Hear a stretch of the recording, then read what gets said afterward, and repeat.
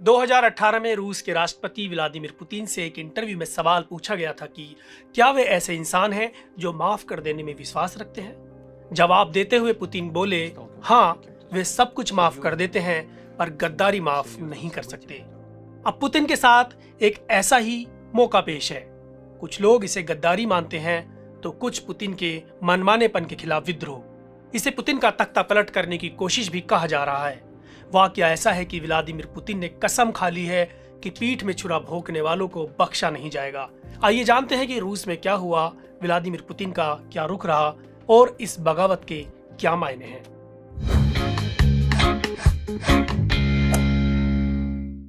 रूस की private army के तौर पर मशहूर वागनर ग्रुप ने 24 जून को खुलेआम विद्रोह कर दिया। इसके मुखिया हैं येवगेनी प्रिगोजिन। शनिवार को रूस में नाटकीय घटनाक्रम देखने को मिला। वागनर समूह ने रेस्तोव ऑन डॉन नामक शहर पर कब्जा कर लिया और फौज का काफिला लेकर मॉस्को की ओर बढ़ गया।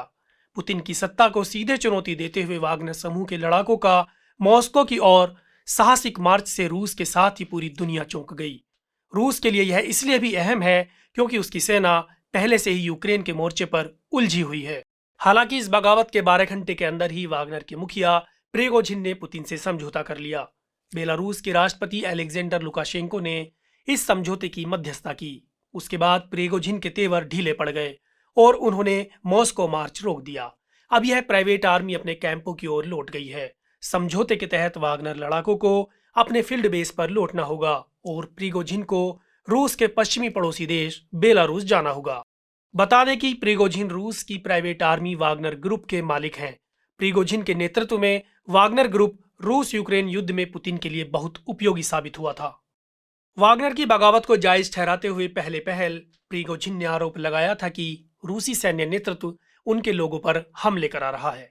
आरोप की चपेट में रूस के रक्षा मंत्री सर्गेई शोइगु भी थे। प्रिगोजिन के मॉस्को मार्च के चंद घंटे पहले ही रूसी रक्षा मंत्रालय ने प्रिगोजिन पर सशस्त्र विद्रोह करने का आरोप लगाया था।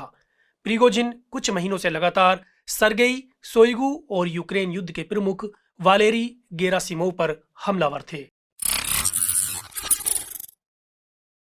वागनर समूह का आधिकारिक नाम पीएमसी वागनर है।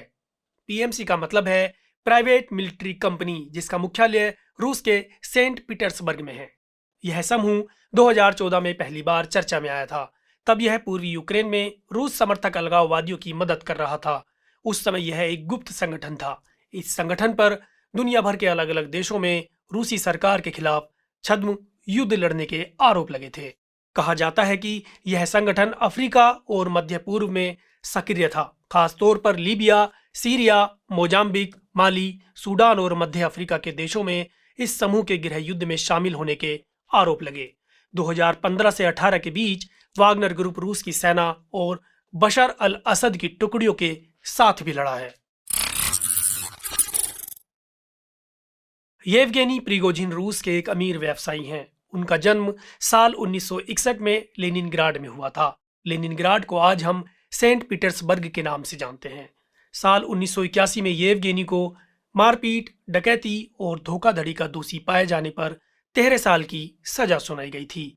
हालांकि सोवियत यूनियन के पतन के बाद येवगेनी को 9 साल बाद ही रिहा कर दिया गया था। जेल से बाहर आने के बाद येवगेनी ने एक रेस्टोरेंट खोला। जल्द ही येवगेनी का रेस्टोरेंट काफी प्रसिद्ध हो गया। रेस्टोरेंट की लोकप्रियता इतनी बढ़ी कि खुद रूसी राष्ट्रपति पुतिन विदेशी मेहमानों को इस रेस्टोरेंट में खाना खिलाने ले जाने लगे। इस तरह येवगेनी रूसी राष्ट्रपति पुतिन के करीब आए। पुतिन से करीबी का फायदा उठाकर येवगेनी ने केटरिंग का बिजनेस शुरू किया। फिर वह रूसी सेना और स्कूली बच्चों को खाना खिलाने के सरकारी ठेके लेने लगे। समय के साथ पुतिन ने येवगेनी को अपना रसोइया नियुक्त कर लिया। वे पुतिन के रोजाना के खाने पीने का ख्याल रखने लगे और विश्वास पात्र बन गए। इस तरह येवगेनी की पहचान पुतिन के रसोइये के तौर पर हो गई। वे विदेशी मेहमानों को खाना परोसते थे। उन्होंने प्रधानमंत्री नरेंद्र मोदी, चीन के राष्ट्रपति शी जिनपिंग को भी खाना परोसा है। इसकी तस्वीरें अब सामने आ रही हैं। कुल मिलाकर येवगेनी पुतिन की ही उपज है। फिलहाल तो वागनर प्रमुख के साथ अपने अच्छे संबंधों के कारण बेलारूस के राष्ट्रपति दोनों पक्षों में मध्यस्थता कराने में कामयाब हो गए हैं और रूस में संभावित सैन्य तख्तापलट रुक गया है।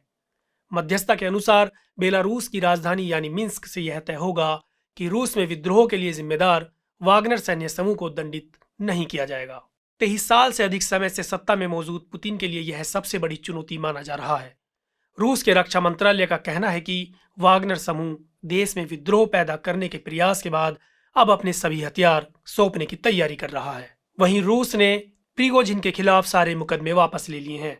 सरकार का कहना है कि मध्यस्थता के बाद प्रिगोजिन और उसके लड़ाकों पर कोई मुकदमा नहीं चलाया जाएगा।